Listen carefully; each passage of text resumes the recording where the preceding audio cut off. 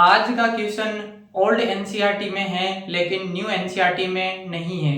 एक ऐसा ही case NEET 2025 में हुआ था जो ओल्ड एनसीईआरटी में क्वेश्चन था लेकिन न्यू एनसीईआरटी में नहीं था और वही क्वेश्चन एज इट इज मतलब डाटा चेंज होके आ गया।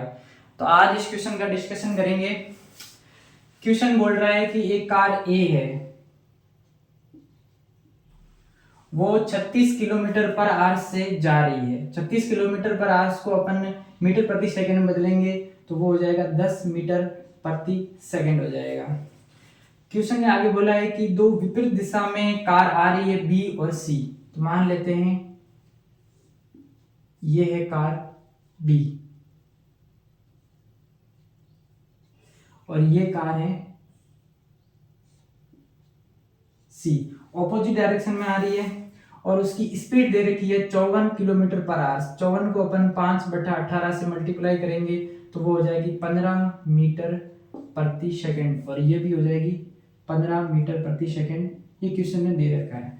आगे क्वेश्चन ने बोला है कि किसी क्षण ए और बी के बीच में डिस्टेंस 1000 मीटर है और ए और सी के बीच में भी डिस्टेंस कितनी है 1000 मीटर।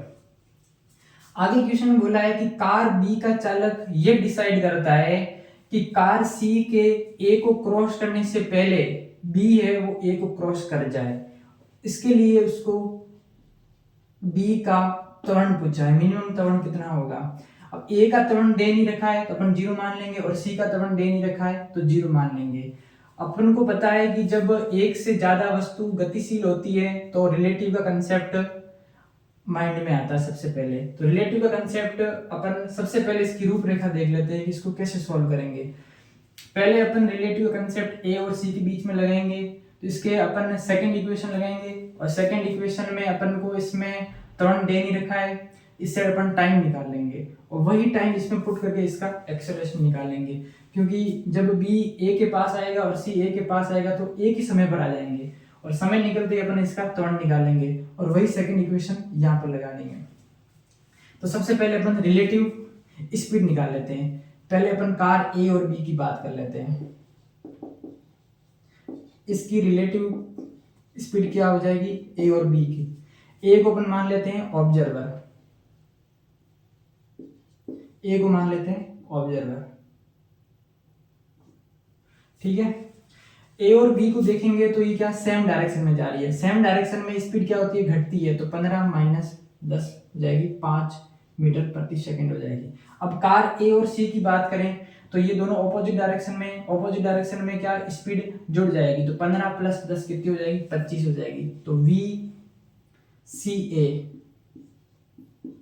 वो हो जाएगी 25 मीटर प्रति सेकंड। ये आ गई रिलेटिव वेलोसिटी। अब अपन इस दोनों के लिए कार ए और सी के लिए अपन लगाएंगे इक्वेशन ऑफ सेकंड। तो हो जाएगा एस ए सी बराबर U A C into T plus half A C time का स्क्वायर हो जाएगा। यहाँ पर रिलेटिव त्वरण 0 हो जाएगा क्योंकि ए और सी का रिलेटिव त्वरण दे नहीं रखा है अपन को और रिलेटिव इस बीच की दूरी कितनी दे रखी है वो दे रखी है 1000 मीटर। तो ये हो जाएगी 1000 और इसका जो रिलेटिव स्पीड है वो हो जाएगी 25 और इनटू हो जाएगा टाइम 25। तो ये टाइम कितना आ जाएगा यहाँ से 40 सेकंड हो जाएगी। ये टाइम क्या है 40 सेकंड में ए है वो सी है वो ए को क्या कर देगा क्रॉस कर देगा, उसी समय बी को ए तक पहुंचना था। ये टाइम अपन इन दोनों के बीच में लगाएंगे। अपन कार बी और ए के बीच में लगाते हैं।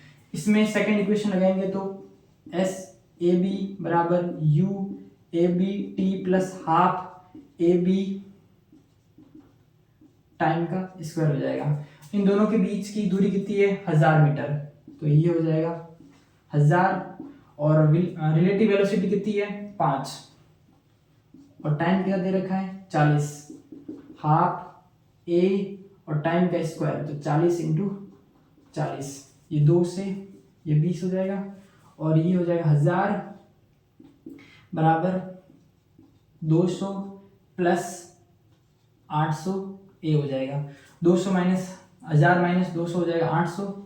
तो ये हो जाएगा 800 बराबर 800 ए, 800 से 800 तो ए बराबर आ जाएगा 1 मीटर प्रति सेकंड का स्क्वायर हो जाएगा, ये हो जाएगा त्वरण। और इससे ज़्यादा ही होना चाहिए, आंसर क्या आ जाएगा 1 से ज़्यादा। 1 से ज़्यादा क्यों आएगा, क्योंकि 1 होगा तब ये आपस में क्या हो जाएगी, मिल जाएगी। इसको क्वेश्चन में पूछा है कि कोई दुर्घटना नहीं होनी चाहिए, एक्सीडेंट नहीं होना चाहिए, तो एक्सीडेंट नहीं होने के लिए 1 से ज़्यादा आ जाएगा। ये क्वेश्चन बहुत ज़्यादा इंपॉर्टेंट है नीट के लिए।